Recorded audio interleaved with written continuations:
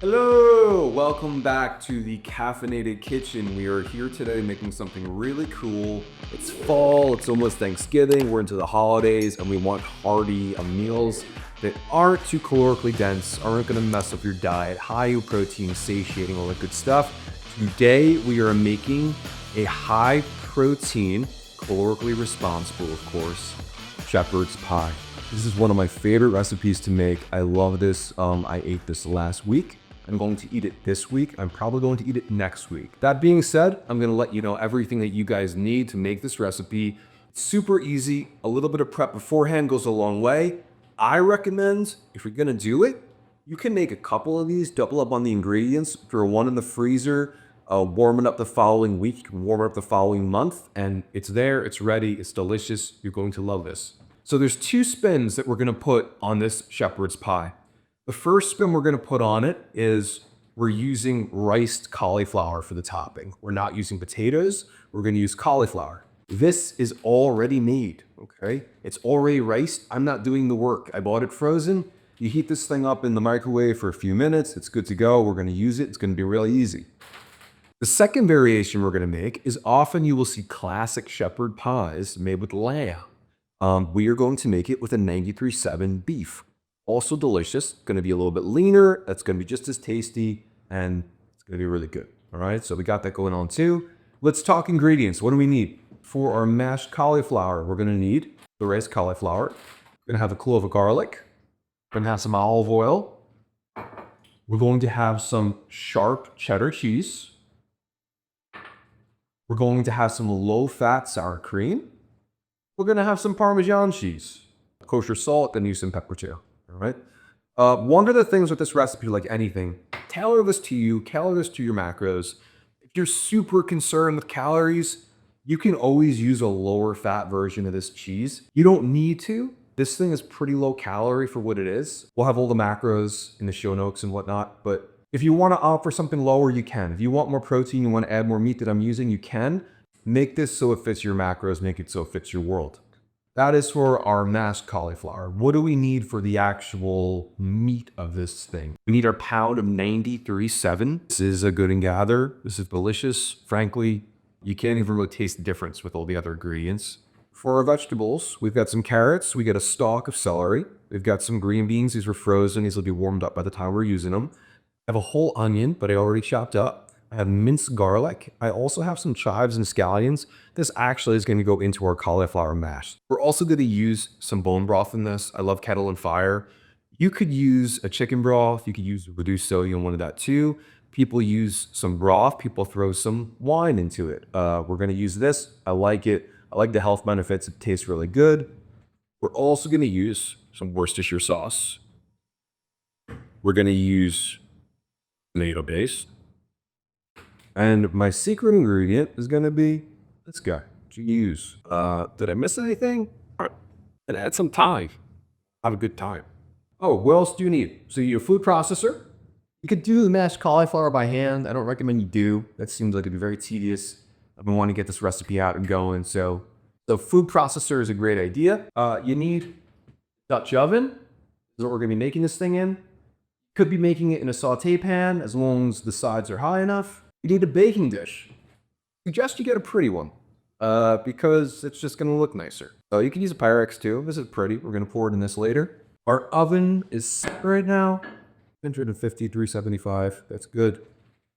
And let's get started on this, guys. Oh yeah, measuring instruments, spatula, metal ale. So here we go. Let's get this thing going. We're going to start off with our food processor here. All right, so we're starting off. Tablespoon of olive oil is in there now. I'm adding my single garlic clove. It's in there as well. Seen that before.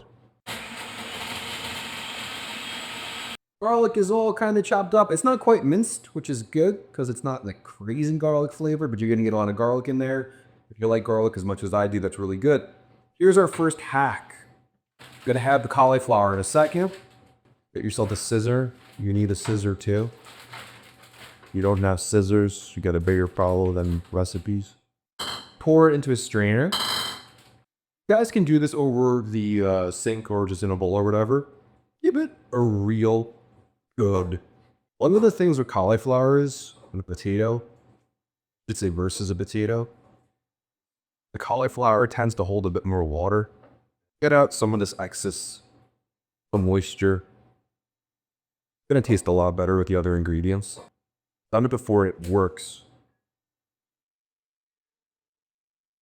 Don't lift so heavy. Or they used to buy better quality kitchen utensils. All right, so see all this here?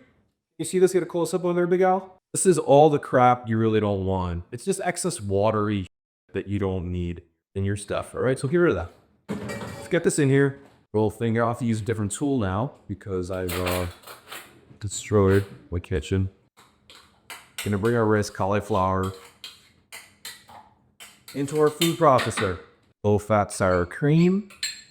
I'm adding cheddar. Chives in there and scallions. And some salt. Also going to put a little pepper here.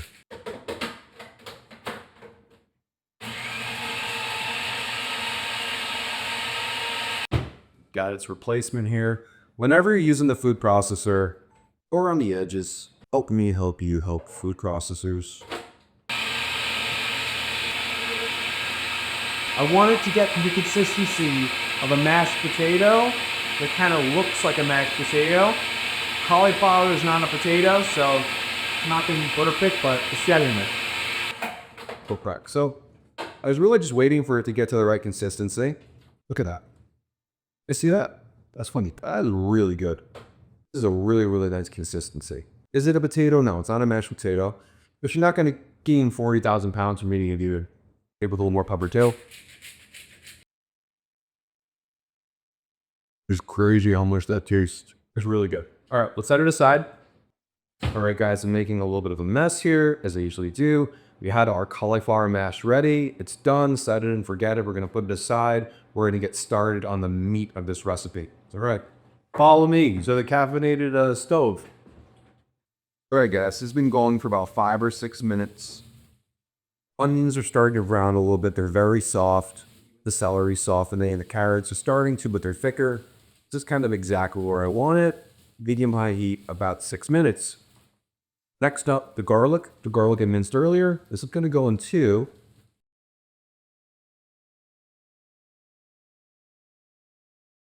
We're just going to mix this guy around for maybe a minute.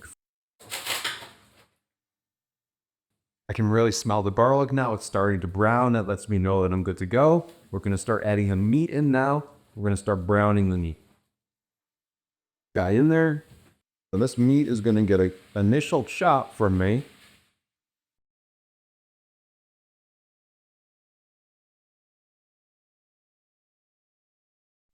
And I'm adding, where are you? A little more salt. Adding a little more pepper. I'm going to add a little bit of fried thyme. All right. So our meat is nice and browned. It is nice and browned, and we are ready for the next bit. Oops. We're ready for the next bit now.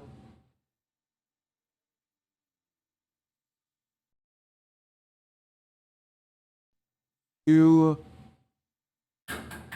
tablespoons of the tomato paste, and then 1 tablespoon, and then 1 tablespoon of the Worcestershire.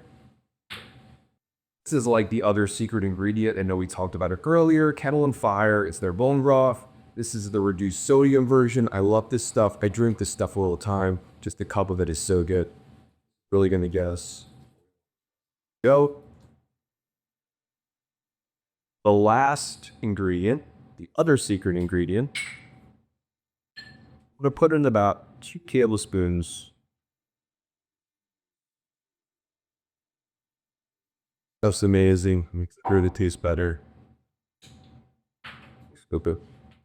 So we're gonna start mixing this in, and make sure we get that tomato paste in there. The idea is trying to heat up a little bit. I want this to kind of simmer for a good 10 minutes. It can be more expensive. I'm not saying it's cheap, but you find a little bit of this goes a long way, and I drink it all the time. They're not a sponsor, but if they're listening and you wanted to send me some of these, I'll be using. So this is getting to just about the simmer that I wanted it, and I'm gonna let it do this for 10 minutes. I'm gonna let this reduce a little bit and really thicken up. All right, guys, this has been effectively reduced. It is looking very, very juicy and delicious. All right, so we're gonna move this into our baking dish now. Don't burn the stuff out of your hands. Use these mitts here.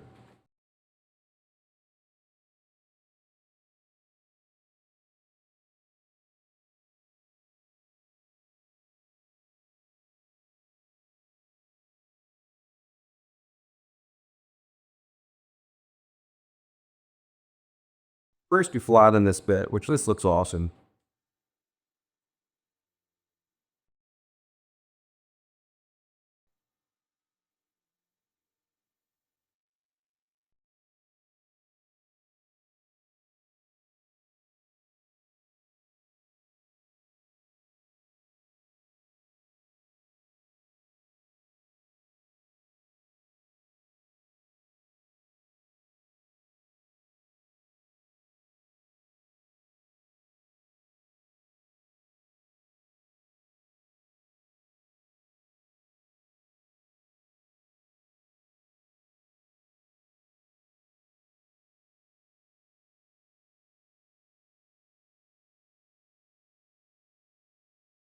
That beautiful or what? Wow.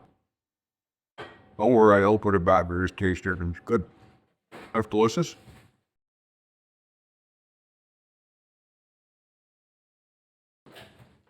Ingredient of secrets.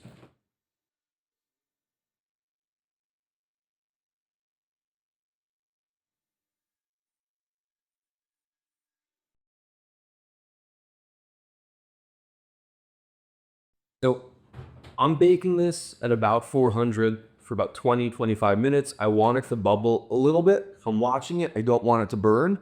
And then we're gonna broil it. Right back.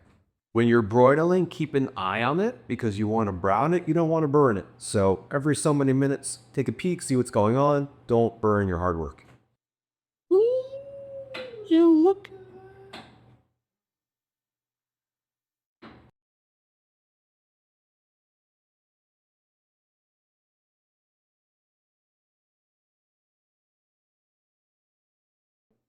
Oh my God.